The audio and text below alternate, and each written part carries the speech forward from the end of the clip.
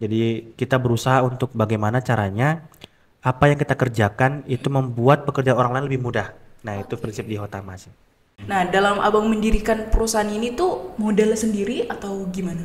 Waktu yang sedikit itu sebenarnya lebih berkualitas ketika kita bisa memberikan kenyamanan buat keluarga kita Oke. daripada waktu yang banyak kemudian kita hidup sendiri-sendiri walaupun dalam satu rumah. Oke. Assalamualaikum warahmatullahi wabarakatuh. Alhamdulillah kali ini saya ditemani oleh Bang Hajun Mahdi. Beliau merupakan co-founder dari Koroa dan juga direktur dari Hotama IT Consultant. Gimana kabarnya Bang Hajun? Alhamdulillah baik. Alhamdulillah baik, senang dengarnya. Oke, Bang Ajun, ini kan Bang Ajun kan co-founder dari Koroa ya kan. Mm, Terus juga salah satu pula direktur ya mm, pastinya. Direktur dari Hotama IT Consultant. mm, Itu mm, berarti yang ngurusin perangkat lunak doang ya, Bang ya. mm. Oke, Bang, karena Bang udah jalanin bisnis ini, kalau boleh tahu udah berapa lama? Tentunya untuk Hotama.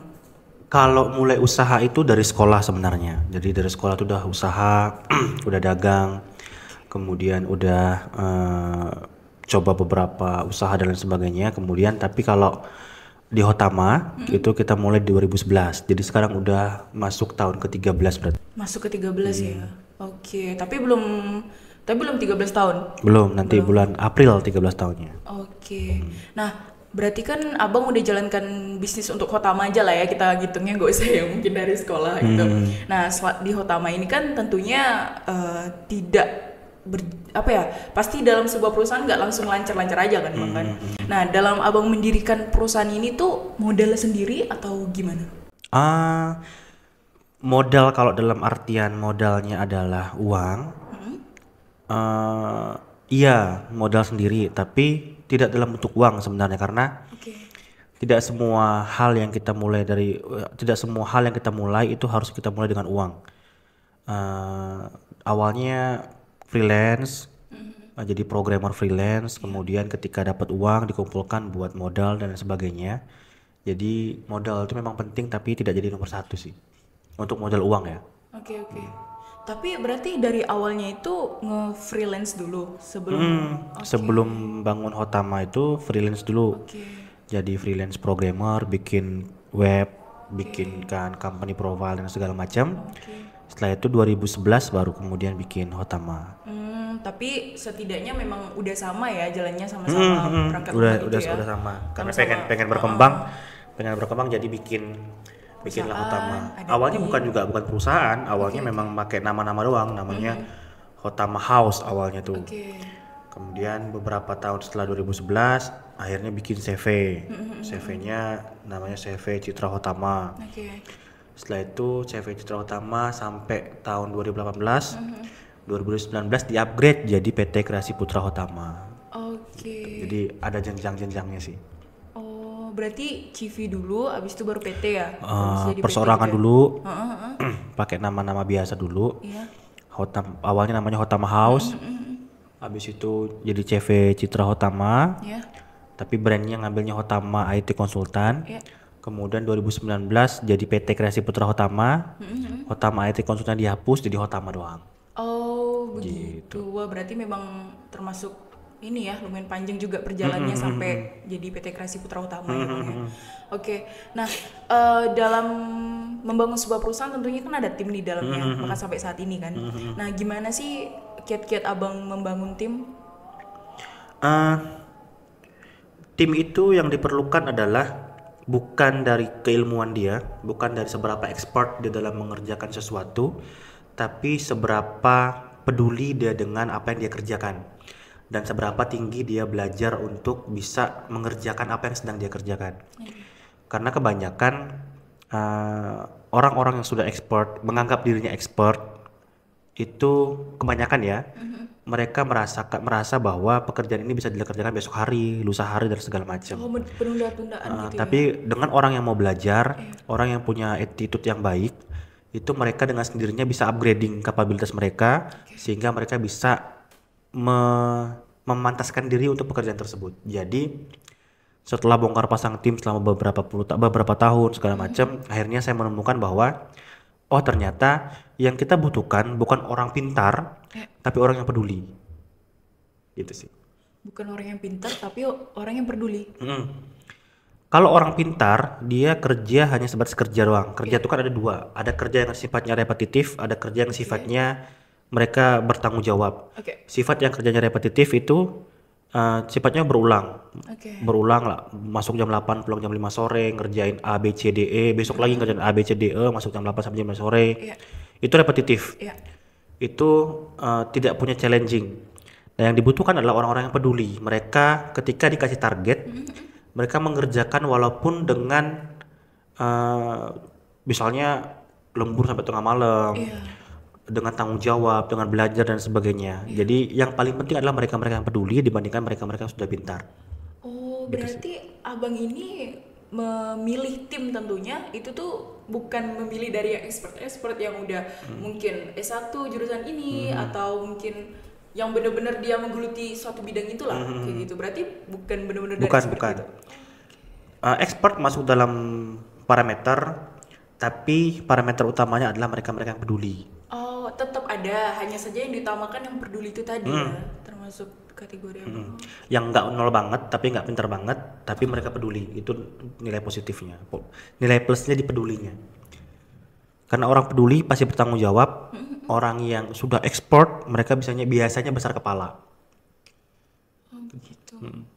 Tapi dalam membangun tim itu, apa ya? Kultur apa sih yang abang terapkan di dalam tim abang?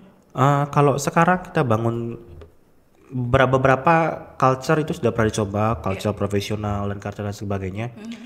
Yang karena kita menggunakan konsep kepedulian, Iya.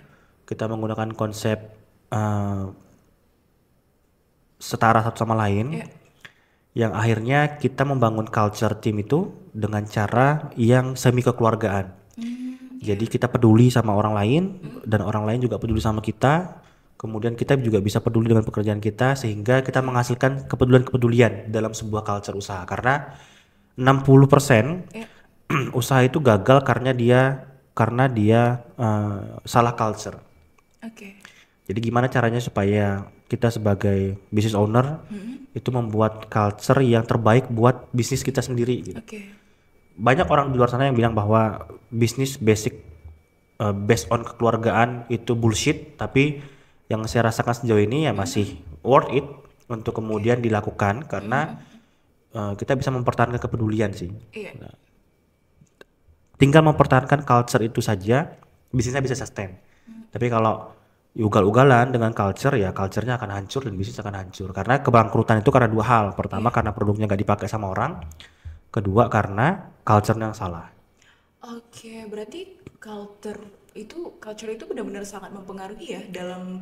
Sangat penting. Bayangkan kalau misalnya Mutia nggak teguran sama satu kantor. Iya. Itu kan susah tuh. Iya, betul. Ada juga perusahaan yang divisi A, divisi B, divisi C itu punya geng-geng sendiri gitu. Iya. Nah itu kan membuat culture tuh hancur. Nah tanpa kita sadari kita menghancurkan perusahaan yang kita naungi sendiri. Oke.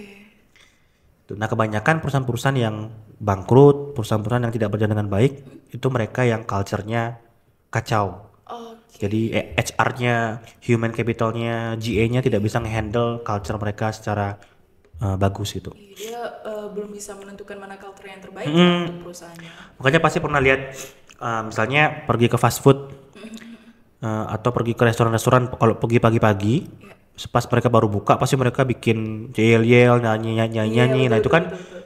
culture mereka tuh, Iya. supaya culture mereka berjalan dengan baik gitu. Iya, iya. Jadi setiap perusahaan punya culture mereka sendiri supaya karyawannya bisa semangat. Oke. Seperti itu sih. Tapi sejauh ini abang memandang culture yang abang ambil untuk perusahaan abang sejauh ini efektif ya? Sejauh ini efektif, tinggal sabar dan tekun sama istiqomah aja sih. Tapi tantangannya apa bang dalam menerapkan ini? Tantangan yang terjadi ketika kita menerapkan sistem kekeluargaan itu adalah pada manjanya karyawan. Oke. Jadi karyawan menganggap business owner atau menganggap atasan mereka sebagai abang atau kakak mereka, Iya. sehingga mereka bisa curhat sebebasnya, mereka bisa apa namanya ngambek, mereka bisa merajuk kalau bahasa Melayu. Jadi itu yang tantangannya. Tapi juga perusahaan-perusahaan secara profesional juga punya tantangan sendiri. Iya. Tantangannya ya overhead tinggi, karyawan keluar masuk, kemudian HR-nya kewalahan dan lain sebagainya sih. Oke, baik, baik, baik. Berarti tinggal balik-balik lagi ya yang mana yang cocok untuk perusahaannya ya. Tergantung bisnis ownernya ikhtiarnya di mana sih. Oke, oke. Baik, tapi kalau untuk tantangan terbesar selain daripada tim itu tadi di perusahaan yang sedang abang geluti ini bagaimana? Apanya? Tantangan utama terbesarnya Tantangan kalau di perusahaan? sekarang kan banyak karena di IT konsultan itu kan barrier to entry-nya kan paling mudah. Ya, Artinya gampang sekali untuk orang membuka usaha di industri IT konsultan atau di industri web developer, app developer tuh gampang sekali. oke. Eh, jadi harganya perang harga jasanya jadi ngedrop segala macam. Oke. Ya tinggal kita mempertahankan kualitas dan mempertahankan kredibilitas karena biasanya yang baru-baru masuk pakai harga-harga murah itu kan mereka-mereka yang lagi ngejar portofolio Iya, sehingga iya, iya. akan akan berkompetisi sama kita, tapi kalau kita mempertahankan kualitas dan kredibilitas, insya Allah juga akan bertahan sih, akan sustain. Iya. Tapi kalau perkara itu memang jadi keresahan sama-sama ya bang ya, bahwa kalau semakin ada yang baru nih dia memunculkan harga yang murah gitu, tapi kualitasnya pasti dipertanyakan tentu. Nah, Itu hanya terjadi pada perusahaan-perusahaan atau pada kategori usaha yang barrier to entry-nya mudah. Contoh nih barrier to entry, kayak beberapa bulan lalu tuh kan lagi viral es krim. iya betul. Es krim yang warna merah. Iya, Tiba-tiba muncul lagi es krim yang warna merah. iya. Karena bikin es krim gampang. Tinggal beli mesin es krim, beli tepungnya, udah jadi es krim, rasanya sama. Iya, Terus kalau mau beli coklatnya banyak sekali dijual. Nah, itu barrier to entry. iya. Barrier to entry itu adalah bagaimana sulitnya atau mudahnya masuk dalam industri itu. Jadi ya untuk usaha-usaha atau kategori-kategori usaha yang barrier to entry-nya sangat mudah, Iya. pasti akan terjadi perang harga. Tinggal mempertahankan customer dan mempertahankan kredibilitas serta mempertahankan kualitas itu sih. Tapi kalau menurut abang, IT konsultan ini termasuk yang mudah nggak? Mudah banget. Orang itu gampang sekali untuk masuk ke industri ini. Kemudian bikin website tuh gampang banget. Website ya, bukan sistem. Kalau kita kan create sistem, juga bikin website. Tapi kan banyak orang-orang awam yang nggak tahu tuh perbedaan antara sistem dengan website segala macam. Nah, barrier to entry itu mudah banget. Orang yang belajar hari ini untuk install content management system, besoknya mereka bisa bikin bla bla bla digital agency, bla bla bla digital agency. Jadi barrier to entry-nya mudah banget. Tapi kalau kita mandangnya sebagai orang awam ya bang, namanya teknologi ya kan, coding-coding ya tentunya ya, itu tuh termasuk susah loh bang. Sekarang kan bisa bikin website itu tanpa coding-coding. Maka tadi saya bilang ada content management system nih. Jadi barrier to entry-nya di situ. Oke. Bahkan perusahaan-perusahaan yang udah gede banget mereka masuk ke situ juga karena mudah banget masuknya. Oh gitu ya. Tantangannya di situ sih. Saya kira tuh apa ya, memang harus masukin secara manual sesuatu gitu bang dalam membuat website atau lain sebagainya. Saya kira kayak gitu. Oke, ternyata ya memang ini ya, memang ada manajemen yang lebih mudah ternyata ya untuk membuat website ya. Oke. Nah, kalau dalam bisnis tentunya apa ya? Kita kan pasti ada bisnis yang didasarkan dengan menjalankan syariat-syariat Islam. Nah, itu gimana Abang memadupadankan hal itu dengan perusahaan Abang? Kita mengikuti sesuai dengan syariat muamalah sih. Jadi dengan fikih muamalah sih. Jadi SPK kita perjanjian kerjasama dengan klien itu kita atur sedemikian rupa supaya tidak menyalahi syariat. Kemudian juga gaji. Jadi gaji di Hotama itu kan gajinya 14 kali gaji. Jadi ada 12 kali gaji pokok, 1 kali THR, 1 kali itu gajinya buat orang tua. Jadi ada namanya birrul walidain. Jadi karyawan-karyawan itu akan diberikan insentif birrul walidain yang wajib mereka berikan kepada orang tua mereka. Gitu. Jadi ada beberapa hal yang memang kita coba untuk mempertahankan fikih-fikih atau mempertahankan syariat-syariat yang sesuai dengan supaya anak-anak muda, karena kan di Hotama itu hampir semuanya anak muda tuh, supaya mereka nggak lupa sama orang tua, mereka tetap bisa bertanggung jawab, karena kan takutnya dari gaji pokok mereka habis buat mereka sendiri nih. Jadi nanti setiap tahun kita sisihkan buat orang tua mereka supaya orang tua mereka juga merasakan apa yang anaknya kerjakan gitu. Oh, Masya gitu sih. Allah. Itu programnya dijalankan di bulan apa, Bang? Setiap akhir Ramadan. Jadi Oke. begitu masuk Idul Fitri, Iya. kita berikan bersamaan dengan THR. Jadi ada dua. Oke. THR buat mereka pribadi, kemudian kedua birrul walidain, mereka wajib berikan kepada orang tua, bisa berbentuk uang langsung ataupun mereka beliin barang. Oke. Barangnya itu dikasihin orang tua dan wajib mereka posting supaya orang tahu, supaya kemudian tahu bahwa itu udah diberikan kepada orang tua mereka gitu sih. Oke, tapi kan jarang banget ya, kayaknya perusahaan sangat expert banget untuk adakan program semacam itulah sejenisnya mungkin. Nggak tahu sih di luar sana sih, tapi kita juga sebenarnya mengadopsi dari perusahaan di luar. Oke. Jadi perusahaan di luar yang udah menerapkan culture Islam, mereka menerapkan birrul walidain. Nah, kita menerapkan birrul walidain supaya ya anak-anak tetap bisa berbakti sama orang tuanya, menyisihkan sebagian dari rezeki mereka sih. Oke, wow, keren Gitu banget sih. sih. Menarik, menarik, menarik. Tapi awal mula abang program itu dari tahun berapa? Ini udah masuk tahun keempat berarti. Oh, udah Masuk tahun masuk tahun keempat. Kita keempat dari ya. tahun 2020 birrul walidain itu. Terus respon dari tim abang gimana tuh setelah ada program tersebut? Nggak tahu sih responnya seperti apa, tapi ya mereka senang-senang aja sih kelihatannya sih. Ya. Oke, oke, oke. Tapi selain itu ada nggak achievement atau apa dari Hotama sendiri ya untuk tim gitu, agar mungkin lebih semangat? Achievementnya standar sih, standar pada perusahaan-perusahaan biasa. Jadi setidaknya tidak apa, tidak melanggar dengan syarat-syarat Islam lah. Karena culture yang kita terapkan di Hotama itu kan culture yang Islam, Iya. tapi tidak terlalu kita tekankan juga. Iya, betul. Yang penting tidak mengganggu syariat aja sih. Oke, tapi achievement itu juga termasuk penting, Bang. Iya, kita kasih bonus project, kemudian kita ada kasih bonus target segala macam sih, memang itu ada. Oke. Standar perusahaan lah. Oke, terus untuk perusahaan abang nih ada ngikutin update tren bisnis nggak masa kini? Pastilah, kan namanya juga kita berusaha harus mengikuti apa-apa yang harus diupdatekan. Iya, iya. Berarti ada yang ngikutin tren-tren. Terus kalau tren bisnis yang mungkin apa ya tidak berkesinambungan atau bahkan mungkin melanggar syariat tuh dari abang sendiri gimana?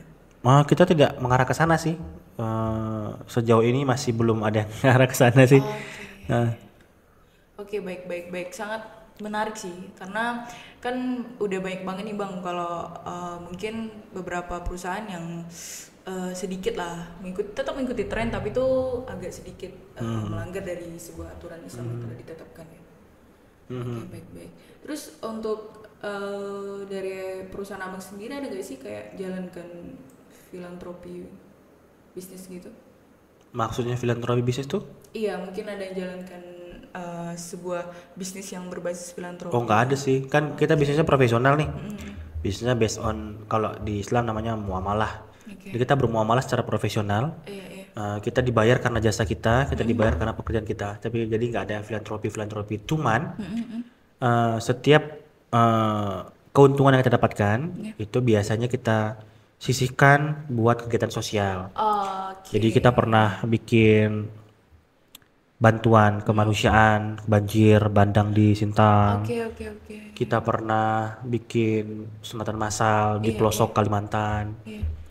Dengan beberapa kegiatan-kegiatan lainnya juga pernah kita lakukan. Nah, itu hasil dari keuntungan-keuntungan di perusahaan. Iya. Tapi secara umum kita tidak menjalankan bisnis filantropi. Oh, memang nggak ada bener-bener secara umumnya ya. Oke. Terus kalau menurut abang nih seorang muslim perlu nggak sih punya bisnis? Perlu nggak perlu sebenarnya. Rezeki itu kan ikhtiar kita kan. Iya. Nah, Rasulullah kan udah ngasih tahu bahwa salah satu pintu rezeki, 9 dari 10 pintu rezeki itu berdagang. Iya. Berdagang lekat dengan berusaha dekat dengan pengusaha. Iya. Jadi kalau mau mengikuti apa yang Rasulullah sudah kasih clue, maka kita mungkin akan memilih jalan untuk berusaha. Tapi jadi karyawan, kemudian jadi freelance, jadi pekerja trading ikan, trading segala macam, itu selama itu halal, lakukan saja karena nggak ada yang benar, nggak ada yang salah. Tapi jadi selama kita rasakan itu halal, Iya. ya itu nggak akan melanggar syariat sih. Oke. Berarti ya perlu nggak perlu aja ya kalau untuk perkara bisnis ya bang ya. Oke. Baik-baik. Tapi kita punya ambisi yang lebih itu menurut abang gimana? Apakah memang perlu untuk kita? Ambisi itu penting untuk targeting kita terhadap apa yang kita sedang ikhtiarkan. Ya, Tapi kalau berlebihan dan menghalalkan segala cara itu tidak diperbolehkan sih. Kalau menurut saya pribadi. oke. Jadi ya ambisi harus sesuai dengan koridor hukum. Ambisi juga harus sesuai dengan koridor agama kita. Iya, iya. Harus sesuai dengan koridor syariat. Jadi ya harus dipagar dengan itu. Kalau misalnya ambisi untuk mencapai satu target kita menghalalkan segala cara, nah itu yang tidak diperbolehkan sih. Oke, berarti ambisi tetap perlu. Perlu banget Perlu untuk banget. kita tetap semangat kejar target. Iya, iya. Tapi juga tidak boleh terlalu yang berlebihan ya, Bang ya. Nggak boleh berlebihan. Iya, iya, iya. Tapi ada nggak sih kayak mungkin prinsip Islam ataupun ajaran Nabi Muhammad misalnya yang menginspirasi abang lah dalam mendirikan sebuah perusahaan atau menjalankan sebuah perusahaan? Eh, Kita berusaha untuk memberikan manfaat kepada orang yang kita bantu, jasa kita perbantuan ke orang. Iya. Jadi kita berusaha untuk bagaimana caranya apa yang kita kerjakan itu membuat pekerjaan orang lain lebih mudah. Nah, itu prinsip di Hotama sih. Berarti lebih bisa ini ya bermanfaat ya tentunya. Mhm. Oke. Sama sih kalau kita singgung soal Qoroa ya Bang ya. Kemarin ada podcast sama Bang Kamel. Itu pun tentunya aplikasi Qoroa didirikan agar bisa bermanfaat dan berlangsung dengan masyarakat. Wow, keren-keren sih. Kalau kita membahas perkara bisnis nih Bang, mungkin ada teman-teman ya di luar sana yang lagi nonton podcast ini tentunya yang lagi pengen coba-coba diriin startup, nah atau lain sebagainya. Tuh untuk startup itu sebenarnya dalam artian itu gimana sih Bang? Startup sama bisnis konvensional itu sama aja sih sebenarnya. Oke. Cuman startup itu di drive secara eksponensial. Jadi dia harus bertumbuh secara eksponensial. Nah, kalau kita mau bangun usaha ya bikin targetnya, usahakan untuk bisa dapetin profit segala macam supaya kita juga bisa sustain, kita bisa bertahan dengan Oke. ikhtiar yang kita lakukan sih. Itu yang paling penting sih. Tapi tantangan dalam membangun startup yang mungkin ya bisa dibilang sistem keagamaan terlalu apa yang keagamaan banget lah, itu tantangannya gimana Bang? Paling di syariat sih, karena kita kalau mau bikin sebuah startup atau sebuah bisnis berbasis dengan keagamaan, Iya. kayak Qoro'a misalnya, Qoro'a bantu orang untuk belajar Quran, itu ya harus sesuai dengan koridor. Kalau belajar Quran berarti harus sesuai dengan urutan belajar Quran, harus sesuai dengan makhrajnya, sifatul hurufnya, kemudian bagaimana cara memvalidasi Qurannya. Nah itu harus sesuai dengan koridor semua. Jadi ya itu tantangannya sih. Jadi harus gimana caranya supaya ketika kita bikin bisnis modelnya adalah model keagamaan, kita bikin misalnya nih kita bikin aplikasi hadis, kita bikin aplikasi yang sejenis seperti Qoro'a, Iya. harus tahu siapa yang akan memvalidasinya gitu sih. Oke, berarti memang harus sampai sedetail itu juga ya, gitu Harus ya? detail. Semua usaha, nggak cuma usaha itu doang. Oke. Tapi tentunya sebenarnya kurang lebih aja ya startup sama konvensional ya Bang ya? Sama aja. Perusahaannya. Oke. Terus untuk apa ya? Kalau tadi kita udah ngomongin startup gitu kan. Untuk Quora kan termasuk startup juga ya. Termasuk startup yang jelas di bidang keagamaan yang apa membantu orang untuk belajar Quran tentunya dari dasar. Nah, ini kan tentunya akan banyak pasti diterima positif tentunya. Hanya saja kan untuk fitur-fitur yang di dalam dan sebagainya pasti ada beberapa kontra nih Bang. Namanya biar gimana pun untuk impact masyarakat, tapi kan harus ada sesuatu hal yang diputarkan tentunya dalam sebuah aplikasi ya. Apa yang diputarkan? Ya ada suatu pemutaran maksudnya, pemutaran Pemutaran dari apa? kayak ini aja di fitur Quora itu kan ada aplikasi belajar Quran. Nah di aplikasi belajar Quran itu kan ada pembayaran ya Bang ya tentunya. Nah di pembayaran itu kan pasti tentunya akan banyak kontra tuh Bang. Nah sedangkan di aplikasi kita akan ada pemutaran bahwa yang akan didapatkan dari itu tentunya akan dikembalikan lagi kan untuk Qoro'a dan untuk pengembangan Qoro'a itu sendiri gitu. Nah sehingga akan ada kontra dari masyarakat, kenapa sih ini kan agama ngajarin Quran berbayar gitu. Nah kalau dari tanggapan abang sendiri itu gimana? Konsepnya tuh sama seperti kita beli mushaf. Beli mushaf tuh kan yang kita beli itu kan kertasnya, cetakannya, Iya. itu kan kita beli tuh. Ya. Sama dengan aplikasi.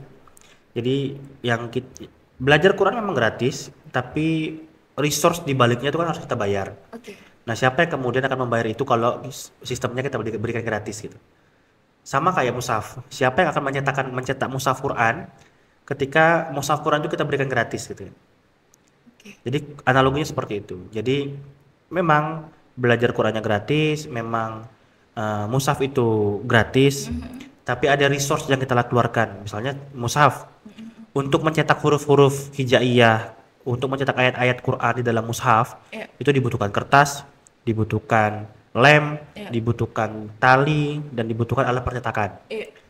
Ini kan kita keluarkan dalam bentuk uang nih. Nah, siapa yang mengganti uang ini nih? Oke. Uang ini kita ganti dengan cara muamalah. Kita jual lah bentuk mushafnya ke Iya. orang-orang. Iya. Sama seperti aplikasi Quran untuk belajar Quran misalnya. Memang runtutan belajar Qurannya gratis, Iya. tapi ada biaya server yang kita keluarkan, ada biaya research yang kita keluarkan. Nah, siapa yang akan membayar ini semua? Ketika itu diberikan gratis, makanya ada akad muamalahnya. Orang-orang belajar Quran bayar 50.000 misalnya, Iya, iya, iya. untuk mereka dapatkan services belajar Quran itu secara teknologi gitu. Wah. Itu analoginya. Analoginya sederhana itu ya sebenarnya. Sederhana. Oke. Tapi kalau kita ngomongin soal AI ya Bang ya, karena salah satu fitur unggulan yang ada di Quora itu kan AI ya, yang di Murojaah. Itu kira-kira bisa nggak sih Bang gantiin guru ngaji? Tidak bisa, Tetap tidak bisa ya? tetap tidak bisa karena harusnya AI itu hanya sebagai gateway aja untuk Oke. ke guru ngaji sehingga nanti kedepannya kita bisa belajar ngaji secara seamless. Oke. Tetap akan validasi akhirnya tetap pada guru ngaji, tetap pada ustadz ataupun muhafiz dan muhafizah gitu.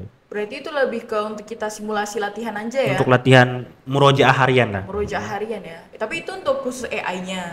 Tapi untuk di Quora sendiri kan ada fitur seter ayat tuh yang dikoreksi langsung oleh ustadz. Hmm. Nah itu juga sebenarnya bisa juga untuk simulasi ya. Itu nggak simulasi kan udah sama ustadz. Oke.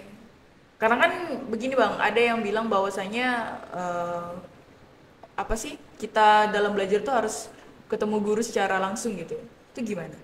Ketemu guru secara langsung itu kan sama seperti di Quran Store ayat kan, ketemu guru secara langsung lewat suara kan. Ya. Jadi gurunya bisa kasih feedback segala macam. Nah, itu kan mempermudah orang-orang yang ribet, Iya. mempermudah orang-orang yang lagi sibuk untuk belajar Quran. Oke, berarti tetap beda ya di Murojaah yang AI sama store ayat yang di store ayat yang dikoreksi langsung oleh Ustadz. Hmm. Oke, tapi kalau tadi AI ternyata nggak bisa gantiin guru ngaji ya Bang ya. Terus apa nih peluang dan juga risiko aplikasi Quora di masa depan? Prediksi Abang seperti apa? Peluangnya karena memang Indonesia pemeluk muslim terbesar di dunia, peluangnya besar sekali. Iya. Jadi kita bisa akuisisi lebih banyak orang di Indonesia. Tantangannya ya mungkin akan muncul kompetitor baru. Iya. Muncul teman-teman kita di luar sana yang juga melakukan research yang sama seperti Quora lakukan. Mereka merilis produk yang sama seperti Quora lakukan dan ya Quora akan berbagi market dengan mereka, itu sih. Tantangannya itu sih. Tantangannya itu ya tentunya. Berarti harus dituntut improve terus ya tentunya. Oke. Sejauh ini ada di tahun ini kira-kira apakah ada fitur baru dari Quora dan Nah, sebagainya? saya kurang tahu tuh nanti teman-teman Quora yang akan Oke. kan udah ngobrol sama teman-teman Quora yang lain Iya kan. sih, Nah, nanti udah mungkin ngobrol. teman-teman Quora yang lain yang akan bahas. Kaitannya sih ada fitur family package. Jadi orang tua di rumah bisa melakukan monitoring, evaluasi terhadap progres belajar Quran anaknya. Oke. Insya Allah akan rilis bulan Februari ini, besok nih. Februari. Oke, baik. Nah, kalau tadi kita udah ngomongin perkara bisnis ya kan, perkara Quora kita singgung dikit. Nah, gimana nih kehidupan pribadi Abang dengan kerjaan? Gimana Abang menyeimbangi hal itu? Tinggal dibagi waktu aja sih, dibagi waktu antara pekerjaan dan bagi waktu dengan pribadi sih. Nah, itu bisa diberikan nggak detail-detailnya? Karena mungkin banyak nih pembisnis ataupun pekerja yang sangat memakan waktu, tapi sehingga kurang nih dia apa ya, dia berhubungan dengan keluarganya, atau mungkin dia udah berkeluarga, si anak kurang perhatian dari bapaknya. Terkadang kan banyak banget tuh Bang terjadi kayak gitu tuh. Waktu yang sedikit itu sebenarnya lebih berkualitas ketika kita bisa memberikan kenyamanan buat keluarga kita daripada waktu yang banyak kemudian kita hidup sendiri-sendiri walaupun dalam satu rumah. Oke. Nah, itu yang saya terapkan di keluarga. Jadi walaupun waktu ke keluarga mungkin 40% dan waktu kerjaan 60%, Iya. tapi ketika bersama keluarga dibikin seberkualitas-kualitasnya.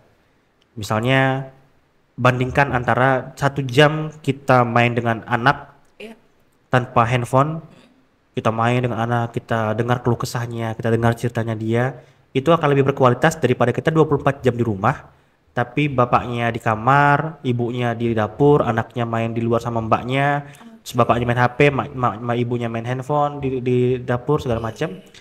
Lebih berkualitas cuma 1 jam, tapi benar-benar kita dengar keluh kesah anak, kita cerita sama dia, dia cerita sama kita, anak merasa bahwa orang tua menjadi tempat terbaik buat mereka cerita dibandingkan dengan 24 jam tapi hidup sendiri-sendiri gitu, walaupun dalam satu rumah. Oke, berarti saat kita ada waktu sama keluarga, maka pastikan itu waktu yang tersisa itu benar-benar berkualitas ya, Bang. Ya? Bukan waktu yang tersisa, tapi waktu yang dibagi itu Iya, benar-benar maksud waktu saya yang itu. berkualitas. Iya. Jadi tidak ada yang tersisa, Iya. semuanya prioritas. Ya, betul. Walaupun 40%, 60%, tapi Iya. dua-duanya tuh dua-duanya itu adalah prioritas. Iya. Tapi bagaimana caranya supaya ketika kita sedang di kantor atau Iya. kita sedang kerja yang berkualitas, ketika kita sedang di rumahnya berkualitas gitu. Oke, sedikit yang penting berkualitas ya pastinya. Oke. Tapi untuk keluarga Abang sendiri, untuk anak-anak tuh lebih dekat dengan ibu atau ayah? Wah, kurang tahu tuh. Oke, berarti kurang sama aja ya, sama aja ya. Balik lagi ke tadi tuh, kebanyakan kan ada isu-isu fatherless segala macam, motherless segala macam. Ya kebanyakan yang fatherless, kebanyakan yang motherless ya orang tuanya tuh ada di rumah sebenarnya, tapi anak itu tidak merasakan orang tuanya tuh hadir di rumah itu tuh. Anak-anak tuh tidak merasakan bahwa orang tuanya adalah tempat terbaik buat mereka cerita. Anak-anak tidak merasakan orang tuanya tempat terbaik buat mereka berkeluh kesah. Oke. Bayangkan waktu saya zaman dulu, itu kan banyak tuh anak cerita dimarahin, dipukul segala macam. Nah itu kan anak itu merasa bahwa orang tua itu bukan tempat terbaik buat bercerita. Akhirnya anak mencari tempat lain untuk dia bercerita gitu. Oke. Harusnya orang tua adalah tempat terbaik untuk anaknya bercerita dan berkeluh kesah. Iya. Baik ibunya maupun bapaknya. Oke. Baik. Iya, karena itu menjadi keresahan bareng-bareng sih, Bang. Banyak orang yang mungkin sibuk di luar sehingga ketika pulang rumah tuh udah capek, udah ketika sampai mau berhubungan lagi entah sekedar just komunikasi sama istri atau anaknya tuh udah kelelahan banget, Bang. Makanya dibagi, Iya. benar-benar harus dibagi dan harus mengerti. Oke. Itu sih. Itu sih problemnya. Berarti semoga apa ya bisa benar-benar ngebagi hal itu ya, Bang ya, sehingga dengan keluarga pun bisa waktunya lebih berkualitas nanti. Oke, itu sih saya juga penasaran sih pastinya kenapa saya tanya hal itu. Oke, mungkin ini pertanyaan terakhir ya, Bang ya. Pesan Bang Ajon untuk teman-teman pendengar podcast ini yang mungkin tertarik nih di dunia bisnis IT dan mungkin apa ya tertarik juga nih untuk membuka startup yang mungkin berbasis digital dan keagamaan tuh gimana? Umum ya, Iya. konsistensi sih. Jadi ketika kita sedang berikhtiar dan istiqomah terhadap sesuatu yang kita perjuangkan, kita harus konsisten. Kita harus istiqomah. Bunga itu tidak mekar secara bersamaan. Jadi kita tinggal tunggu kapan bunga yang kita ikhtiarkan itu mekar, baik cepat atau lambat. Jadi jangan, kalau bahasa Jawa itu jangan melihat orang lain itu enak menurut kita, belum tentu dia enak. Oke. Dan orang lain juga akan melihat kita enak, tapi belum tentu kita enak. Jadi kita akan memperjuangkan sesuai dengan apa yang sedang kita perjuangkan, tapi tetap konsisten. Konsisten itu akan membuahkan hasil cepat atau lambat. Gitu sih. Oke, jadi itu ya teman-teman, kuncinya adalah konsisten. Karena apapun yang kita lakukan, kalau misalnya kita konsisten, tentunya akan ada hasilnya. Cepat atau lambat, setiap individu berbeda ya, Bang ya, tentunya. Oke, baik, Bang Ajon, jazakallah khairan atas waktunya. Terima kasih. Ya, dan terima kasih juga sudah mau hadir di podcast ini. Oke, teman-teman, assalamualaikum. Waalaikumsalam.